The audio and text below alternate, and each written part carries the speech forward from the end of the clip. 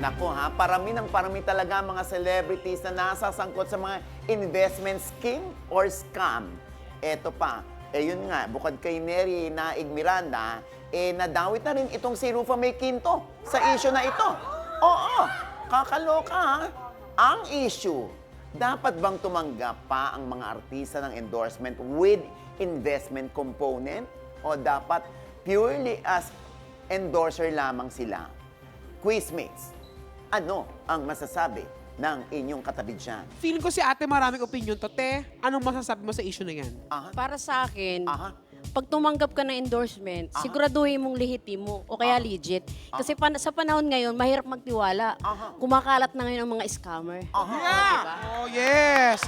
Wow! May point. Huwag basta-basta magtitiwala. Jan Jegs! Siyempre, may masasabi ang ating kapitbahay dyan na si Louie. Anong masasabi mo dyan?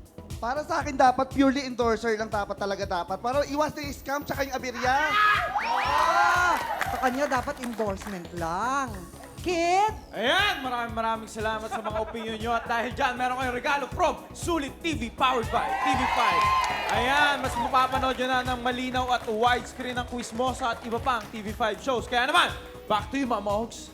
Ayan, naku ha. O, iisa lang naman talaga ang tinatahak nating direksyon dito, no? Pero ang aking quizmoto o natutunan sa isyong ito, kadalasan naman talaga, bilang manager ako ha, endorsement contract lang ang namamagitan sa brand at sa artista eh.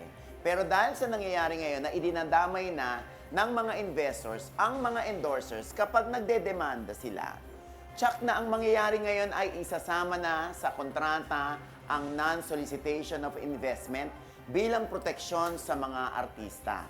At mag-iingat na rin ang mga celebrities ha, na manghikayat ng investors na mag-invest sa mga ipinopromote o ini-endorse nilang produkto or services.